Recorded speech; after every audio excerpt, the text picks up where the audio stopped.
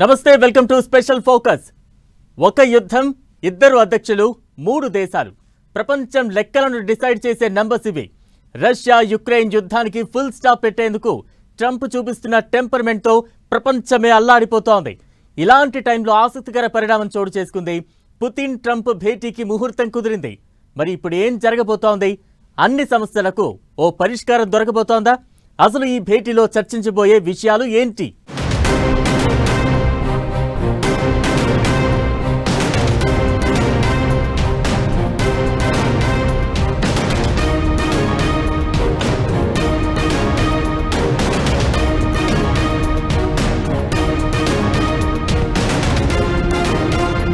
ప్రపంచం ఎదురు చూస్తున్న భేటీ ఇది.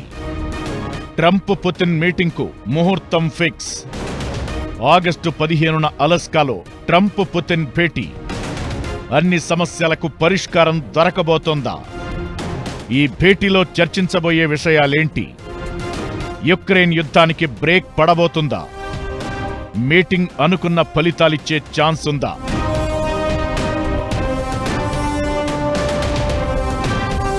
ఇది ప్రపంచం ఎదురు చూస్తున్న సమావేశం. ప్రపంచ పరిణామాలను మార్చే సమావేశం. ఓ యుద్ధాన్ని ఆపడం కాదు, కనిపించని మంటలను ఆర్పేందుకు సాయపడే మీటింగ్ ఇది. యుక్రెయిన్ శాంతి చర్చల్లో కీలక పరిణామం చోటు చేసుకుంది. అమెరికా అధ్యక్షుడు ట్రంప్, రష్యా అధ్యక్షుడు పుతిన్ మధ్య భేటీకి సంబంధించి తేదీ, వేదిక ఖరారైంది. ఆగస్టు 15న అలస్కాలో తాను పుతిన్తో భేటీ కాబోతున్నట్లు ట్రంప్ స్వయంగా ప్రకటించారు. మరోవైపు క్రెమ్లిన్ వర్గాలు కూడా దీన్ని కన్ఫర్మ్ చేశాయి. అయితే ఈ చర్చలతో ట్రంప్ ఏం సాధించబోతున్నారనేది ప్రపంచవ్యాప్తంగా ఆసక్తి రేపుతోంది. 2022 ఫిబ్రవరిలో రష్యా యుక్రెయిన్ మధ్య మొదలైన యుద్ధం 4 ఏళ్లుగా సాగుతూనే ఉంది. తాను అధికారంలోకొస్తే 24 గంటల్లో యుద్ధాన్ని ఆపేస్తానంటూ ఎన్నికల ప్రచారంలో పదే పదే చెప్పిన ట్రంప్ వార్కు బ్రేకులు వేసేందుకు చాలా ప్రయత్నాలు చేశారు. అయితే అవేవీ సక్సెస్ కాలేదు. దీంతో రష్యాను, పుతిన్ను దారిలోకి తెచ్చుకునేందుకు తనకు తెలిసిన టారిఫ్ ఆయుధాలను ఉపయోగించారు. ఈ ప్రాసెస్లో భారత్ను కూడా టార్గెట్ చేశారు. ఇలాంటి పరిణామాల మధ్య పుతిన్తో ట్రంప్ భేటీ ఇంట్రెస్టింగ్ గా మారింది.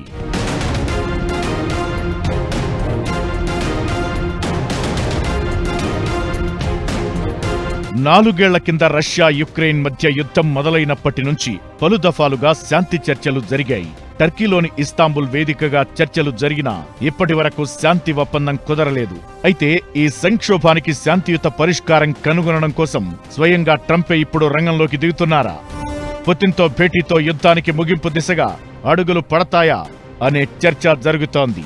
భౌగోళికంగా తటస్థ ప్రాంతం కావడంతో యుక్రెయిన్ చర్చలకు అలస్కాను ఎంపిక చేసినట్టు తెలుస్తోంది. ఇక పుతిన్తో భేటీకి ముందు ట్రంప్, భారత ప్రధాని మోదీ, చైనా అధ్యక్షుడు జిన్పింగ్ తో ట్రంప్ మాట్లాడతారని తెలుస్తోంది. నిజానికి ఈ భేటీ కేవలం యుద్ధానికి సంబంధించింది మాత్రమే కాదు, రష్యాను దారిలోకి తెచ్చుకునేందుకు ట్రంప్ ఆడుతున్న టారిఫ్ గేమ్ కు సంబంధించింది కూడా. దీంతో ఈ భేటీని భారత్ కూడా ఆసక్తిగా గమనిస్తోంది. దీంతో ఏ అంశాలు చర్చిస్తారు, ఎలాంటి విషయాలను హైలైట్ చేయబోతున్నారని వరల్డ్ వైడ్ గా ఆసక్తి రేపుతోంది. ట్రంప్ పుతిన్ భేటీలో ప్రధానంగా రష్యా యుక్రెయిన్ యుద్ధానికి ముగింపు తెచ్చే దిశగా చర్చలు సాగే అవకాశాలు కనిపిస్తున్నాయి. 2022లో యుక్రెయిన్పై రష్యా దాడులు మొదలుపెట్టినప్పటి నుంచి రెండు దేశాల్లో పరిస్థితులు రోజురోజుకు దయనీయంగా మారుతున్నాయి.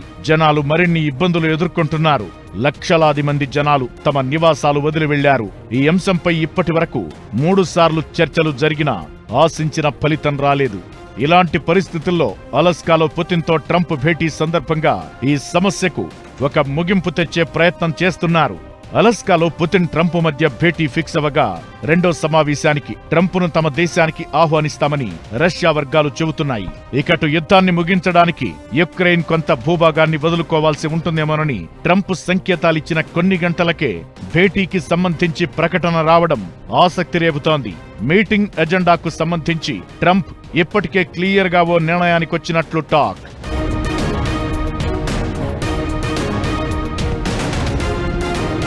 రష్యా యుక్రెయిన్ మధ్య భూభాగాలను మార్చుకోవడం ద్వారా యుద్ధాన్ని ఆపొచ్చన్నది ట్రంప్ ఆలోచన. రెండు దేశాలు కొంత భూమిని ఒకరికొకరు ఇచ్చిపుచ్చుకుంటే శాంతి సాధ్యమవుతుందని ట్రంప్ భావిస్తున్నారు. ఈ ఆలోచన ఎంతవరకు పనిచేస్తుందన్నది $1 మిలియన్ ప్రశ్నగా మారింది. అయితే భూభాగాలు ఇచ్చిపుచ్చుకోవడానికి పుతిన్ అంగీకరిస్తారా? అసలు యుక్రెయిన్ అభిప్రాయం ఏంటి అన్నది మరో చర్చ. నిజానికి రెండు దేశాల మధ్య చర్చలు మొదలైనప్పుడు ఇలాంటి ప్రతిపాదనలే వినిపించాయి. దీంతో ఏ మీటింగ్లోనూ మంచి ఫలితాలు రాలేదు. డిమాండ్ల విషయంలో రష్యా తగ్గేదిలే అంటోంది. కట్ చేస్తే ఇప్పుడు ట్రంప్ మళ్లీ అదే ఆలోచన చేస్తున్నారు. దీంతో పుతిన్తో భేటీ శాంతిని తీసుకొస్తుందా లేదంటే విఫల చర్చగా మిగిలిపోతుందా అనేది పెద్ద ప్రశ్న. ట్రంప్ ఆలోచనలు, పుతిన్ డిమాండ్లు, యుక్రెయిన్ ఆశలు ఇవన్నీ ఒకదానితో ఒకటి సరిపోలాలంటే కొంచెం కష్టంగానే కనిపిస్తోంది. యుక్రెయిన్తో యుద్ధం మాత్రమే కాదు, చాలా సమస్యలకు ట్రంప్ పుతిన్ భేటీ పరిష్కారం చూపించే ఛాన్స్ ఉంది. పుతిన్ను దారిలోకి తెచ్చుకునేందుకు రష్యాతో వాణిజ్యం చేసే దేశాలపై సుంకాల మోత మోగించారు ట్రంప్. భారత్తో పాటు చైనా, బ్రెజిల్పై భారీగా టారిఫ్లు విధించారు.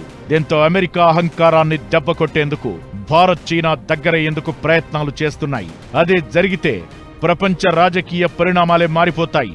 ఇలాంటి పరిస్థితుల్లో ట్రంప్ పుతిన్ భేటీ ఎలాంటి రిజల్ట్స్ ఇస్తుందన్నది హాట్ టాపిక్ గా మారింది.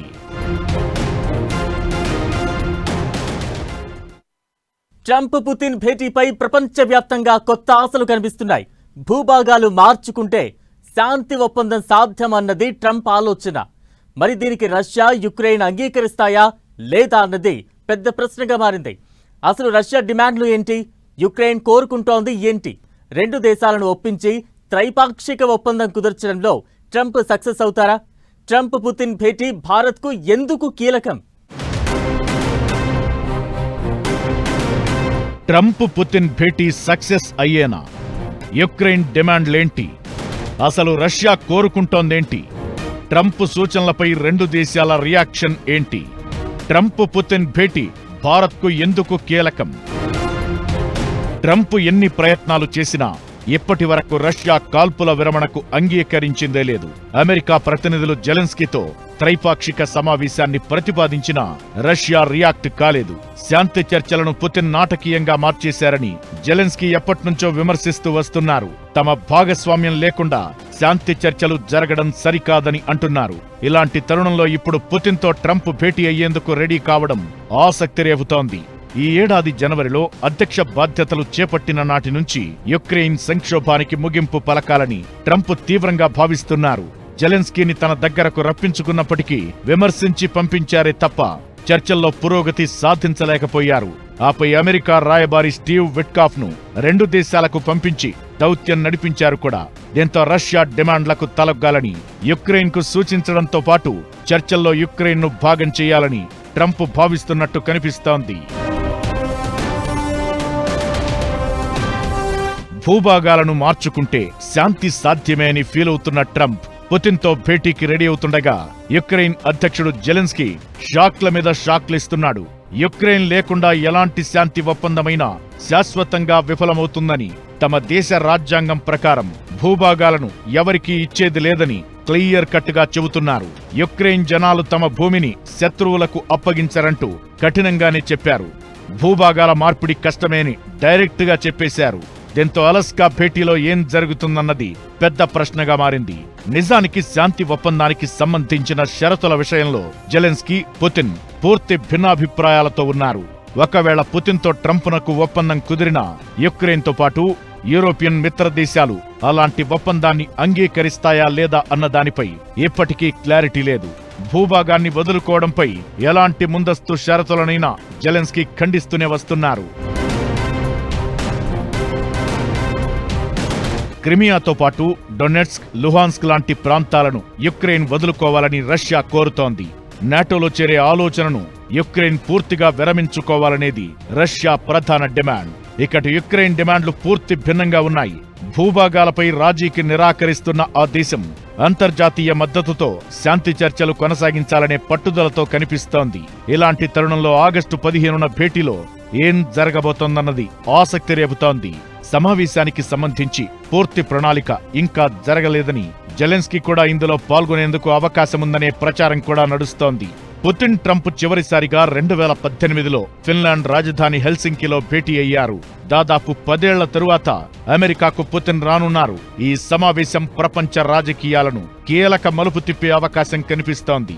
తనను తాను శాంతి దూతగా చెప్పుకుంటున్న ట్రంప్ ఈ యుద్ధాన్ని కూడా ఆపేస్తాడా లేదా అని సోషల్ మీడియాలో చర్చ జరుగుతోంది.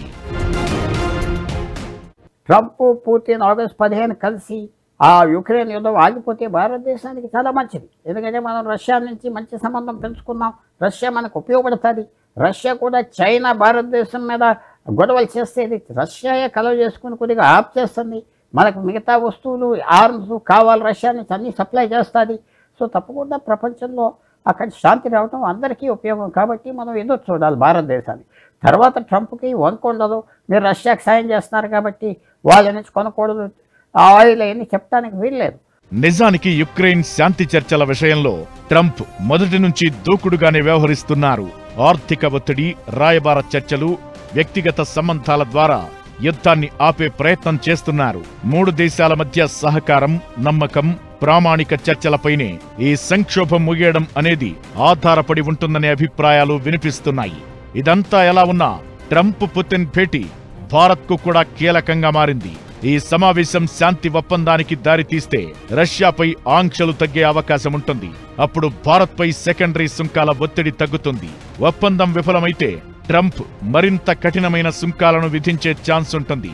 అది భారత ఎగుమతులను దెబ్బతీసే ప్రమాదం లేకపోలేదు. దీంతో ట్రంప్ పుతిన్ భేటీని భారత్ కూడా ఆసక్తిగా గమనిస్తోంది.